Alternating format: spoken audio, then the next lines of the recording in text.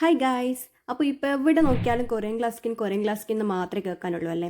പക്ഷേ Korean glass skin കിട്ടാനുള്ള tips ഒന്നും എൻ്റെ കയ്യിലില്ല. ഇന്ത്യൻ ഗ്ലാസ് സ്കിൻ കിട്ടാനുള്ള കുറച്ച് ടിപ്സ് എൻ്റെ കയ്യിലുണ്ട്. ഏറ്റവും ഫസ്റ്റ് സ്റ്റെപ്പായിട്ട് ചെയ്യേണ്ടതെന്ന് വെച്ചാൽ ഫേഷ്യൽ റേസർ വെച്ചിട്ട് നമ്മൾ ഫേസിലെ ഹെയർസ് റിമൂവ് ചെയ്യുന്നുള്ളതാണ്. ഡെഡ് സ്കിൻസ് റിമൂവ് ആക്കാനും സ്കിൻ ഒന്ന് എക്സ്ഫോലിയേറ്റ് നിർത്താനും നല്ലൊരു ഗ്ലോയിങ് ബേസ് കിട്ടാനും ഇത് ഹെൽപ്പ് ചെയ്യും. അടുത്തത് ലോറിയലിൻ്റെ ഹൈലറോണിക് ആസിഡ് സെറാണ്.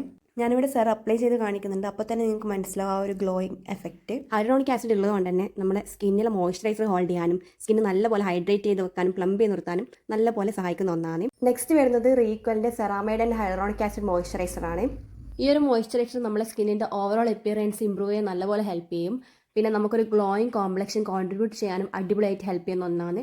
പ്രത്യേകിച്ച് ഡ്രൈ സ്കിന്നുകാർക്ക്, നോർമൽ ടു ഡ്രൈ കാറ്റഗറിയിൽ വരുന്നവർക്ക് ഇത് അടിപൊളി മോയ്സ്ചറൈസറാണ്. അടുത്ത് വരുന്നത് സ്വിസ് ബ്യൂട്ടിയുടെ മേക്കപ്പ് ഫിക്സറാണ്. നമ്മൾ മേക്കപ്പ് ഒക്കെ കഴിഞ്ഞതിന് ശേഷം ഇത് ജസ്റ്റ് ഒന്ന് സ്പ്രേ ചെയ്യുമ്പോൾ തന്നെ ഒരു ഗ്ലോയിങ് എഫക്റ്റ് ഞങ്ങളുടെ കയ്യിലാക്കി കാണിച്ചു തരുന്നത് നിങ്ങൾക്ക് മനസ്സിലാവും. ആ ഒരു ഗ്ലോ മാറ്റ് ഫിനിഷാണ് തരുന്നതെങ്കിലും നല്ല രീതിയിൽ അങ്ങ് മാറ്റിഫൈ ചെയ്യൂല. ഒരു ഗ്ലോയിങ് എഫക്റ്റ് കിട്ടാൻ അടിപൊളിയായിട്ട് ഹെൽപ്പ് ചെയ്യുന്ന ഒന്നാണ്. നിങ്ങൾക്ക് ഇതിൻ്റെ പാർട്ട് വേണമെങ്കിൽ കമൻറ്റ് ചെയ്യുക. എൻ്റെ കയ്യിൽ ഇങ്ങനെ ഒരുപാട് ടിപ്സ് ഉണ്ട്. അപ്പോൾ ബൈ ഗായ്.